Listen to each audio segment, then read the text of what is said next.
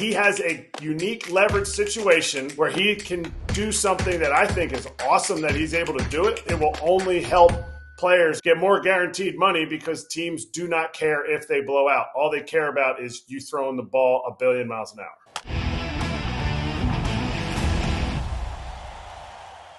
All right, here's the John Hammond tweet that set it off.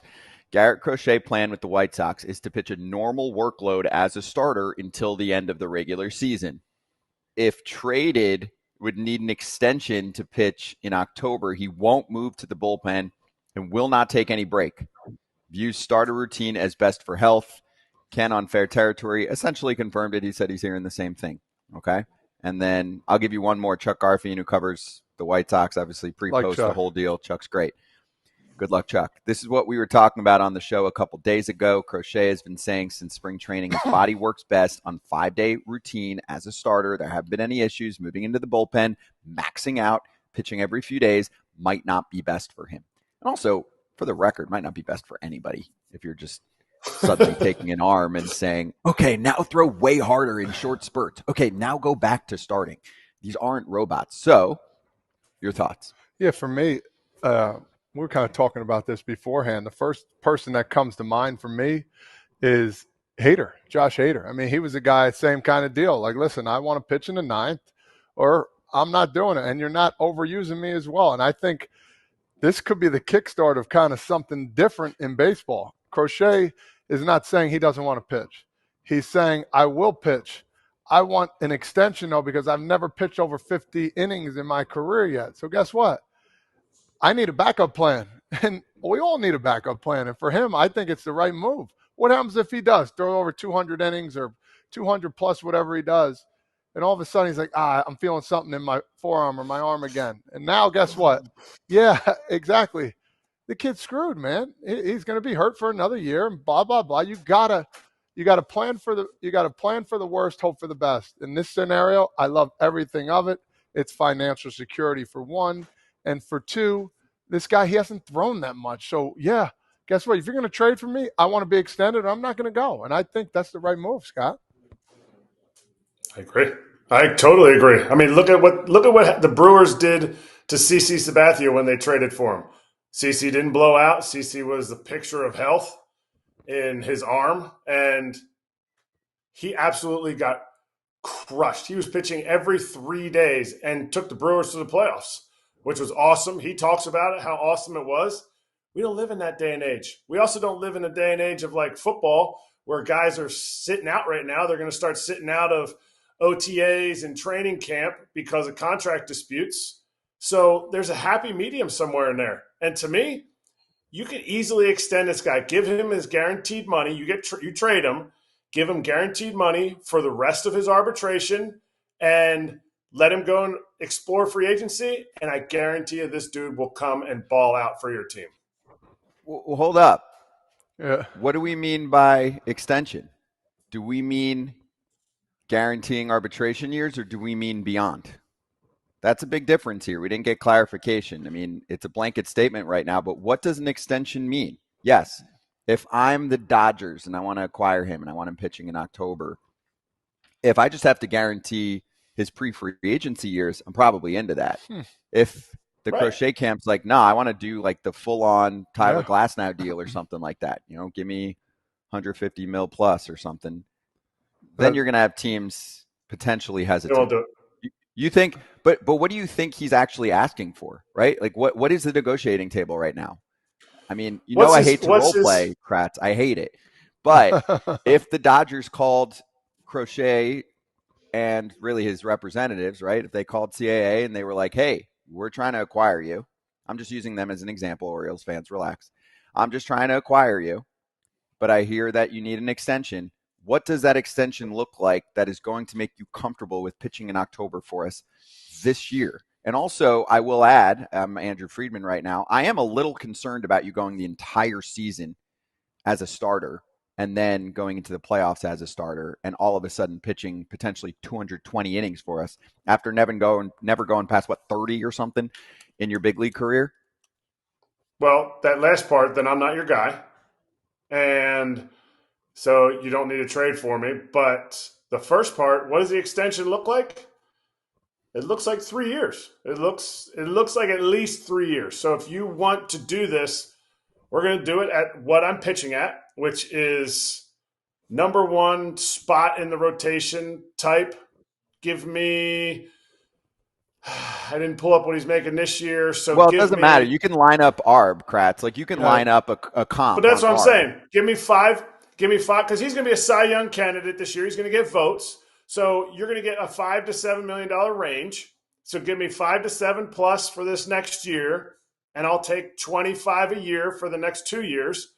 And you'll see me pitching for you in the World Series. See, I disagree. I think his agency wants years beyond controlled years, beyond the arbitration.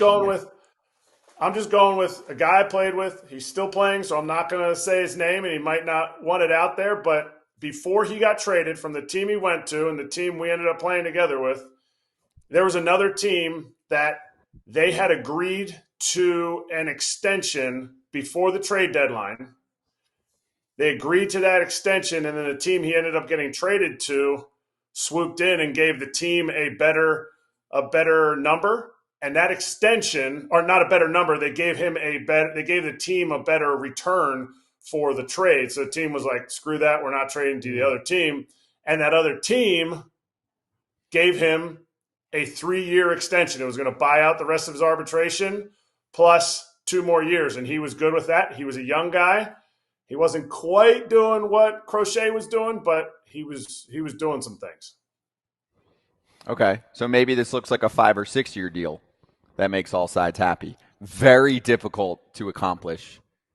And that we don't know. And I think that's the only determining part that we got to figure. Well, not us, but they have to figure out. Like if you're going to pick him up, are they going to want the 6 to 8 year deal? Are they going to just buy out the arbitration year? So it's tricky. He hasn't pitched past 50 innings, so this is going to be very hard. Everything comes onto the table here. Bang, boom, bang. Okay, now what do we do? I do like that. Players are doing this now. Might people are like, oh man, they're snobs. Just take what you're worth and go pitch out. No, they do it in football. They do it all the time. So people hold out. Yeah, they do. I got another name for you. I know there were some other issues as well, but arm-wise, Matt Harvey in 2015 went all out, and he went past what he thought he was going to go for the Mets to get to the World Series. You can make a case that long-term, it did not work out well for his arm. Can't you use that? I mean, it's not the best direct example. You don't think so? He's coming off Tommy John surgery. He was on an innings cap, and they blew past it. It was a big controversy back then. You remember? Okay, so Strasburg sat out the playoffs, and the Nats didn't get an opportunity to win the World Series. He still blew out. I understand. It's not about the result. It's about the player going against the recommendation, right? Or going with the recommendation if you're Strasburg and saying, I'm not pitching because I've hit my limit. No? It's way different than he's literally saying, I'm not going to pitch in October unless you give me long-term financial security. I'm not going to have my arm fall off for you for 1 season, just like Josh Hader. I'm not just getting called every other day and pitching 2 or 3 innings for you on a crazy routine that no one else is doing and being the best reliever in baseball, and then you go smash me in arbitration and say I'm worth nothing. I think the Harvey and Strasburg things are different. To me, Harvey doesn't pitch in the playoffs. That's bailing on his team. Strasburg bailed on his team. Didn't pitch.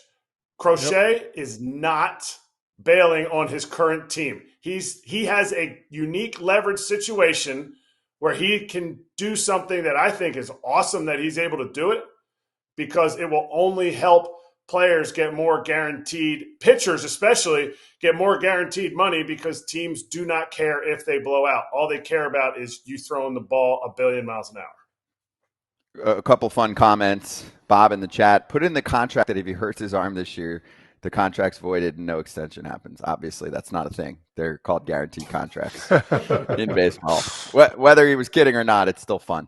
And then I need money in the chat. One crazy GM, or GM crazy enough to do this, AJ Preller. AJ Preller loves Garrett Crochet. So, yeah, maybe this does make the Padres more of a player for someone like Crochet. And to kind of button this up at the end of the day, what's the worst that can happen?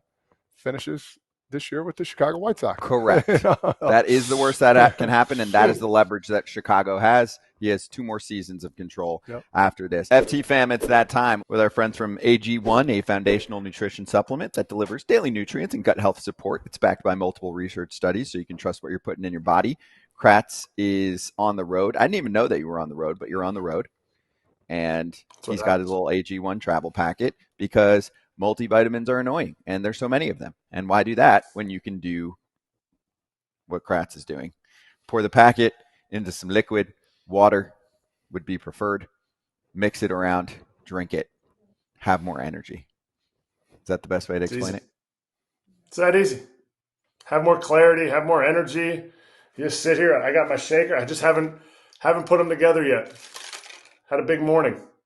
It's okay. I'm about to get in the car again, drive a little bit more. Boom. First thing I'll do, AG1, little green drink for my drive. That green drink. I like how Kratzy brings his jerseys along with him so he can hang he brings those in the car. That's nice. Yeah, he needs AG1 and at least one jersey. That's his checklist. He looks Smart right move. on the door. Right before he leaves on that garage door. Just so everybody remembers. Does the check mark. Got a jersey, got my pink bat, got my AG1. And he leaves it at every hotel room, too. So somebody have a souvenir the next people that come in. He has enough. Yeah. I have a lot of jerseys. They're mostly jerseys that I leave in the hotel room, but I have a lot of jerseys. Well, 97% of people in a research study felt more energy after drinking AG1 for 30 days. So if you want to get after it and support whole body health, then you can go to drinkag1.com/Val to get a free 1-year supply of vitamin D3K2 and 5 free AG1 travel packs with your first purchase at drinkag1.com/Val. Hey everybody, be sure to like and subscribe for more content. We're back here every weekday, all year long, so do not miss an episode. The videos are coming in all day. Here's another video you might enjoy. Baseball the way it should be covered.